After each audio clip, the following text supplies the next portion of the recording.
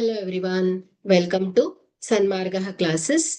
ವರ್ಗಗಳು ಮತ್ತು ವರ್ಗಮೂಲಗಳು ಅಧ್ಯಾಯದ 67ನೇ ಪ್ರಶ್ನೆಯನ್ನ ಗಮನಿಸಿ. ಒಂದು ಚೌಕಾಕಾರದ ಕೋಣೆಯ ವಿಸ್ತೀರ್ಣ 144 ಮೀಟರ್ ಸ್ಕ್ವೇರ್ ಇದೆ.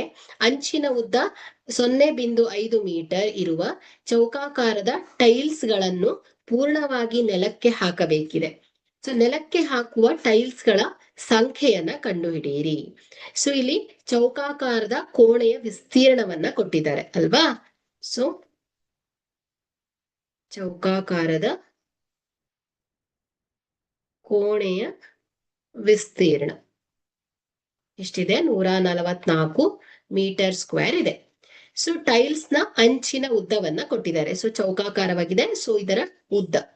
ಸೊ ಟೈಲ್ಸ್ ನ ಅಂಚಿನ ಉದ್ದ ಅಲ್ವಾ. ಸೊ ಎಷ್ಟಿದೆ? 0.5 ಮೀಟರ್. ಸೊ ಹಾಗಾದ್ರೆ ಒಂದು ಚೌಕಾಕಾರದ ಟೈಲ್ಸ್ ನ ವಿಸ್ತೀರ್ಣವನ್ನ ನಾವು ಫೈಂಡ್ ಔಟ್ ಮಾಡಬಹುದು. ಸೊ ಒಂದು ಚೌಕಾಕಾರದ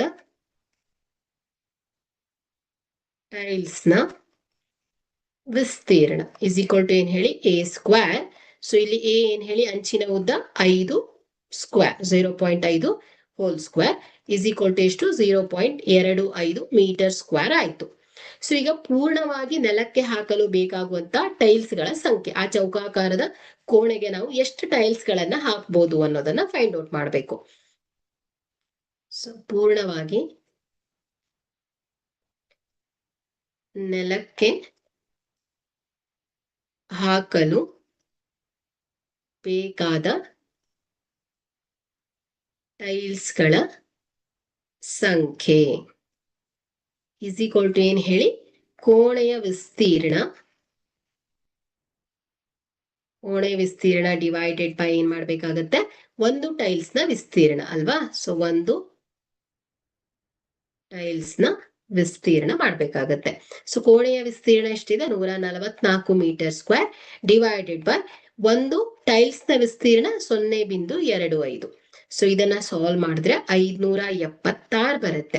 ಅಂದ್ರೆ ಒಂದು ಪೂರ್ಣವಾಗಿ ನೆಲಕ್ಕೆ ಹಾಕಲು ಬೇಕಾದ ಟೈಲ್ಸ್ ಗಳ ಸಂಖ್ಯೆ ಎಷ್ಟು ಹೇಳಿ? 576. ಓಕೆ. ಸೊ 576 ಟೈಲ್ಸ್ ಅನ್ನ ಈ 144 ಮೀಟರ್ ಸ್ಕ್ವೇರ್ ಏನ್ ಹೇಳಿ ಕೋಣೆ ಇದೆ ಅಲ್ವಾ, ಸೊ ಅದಕ್ಕೆ ಹಾಕ್ಬೋದು. Okay, thank you.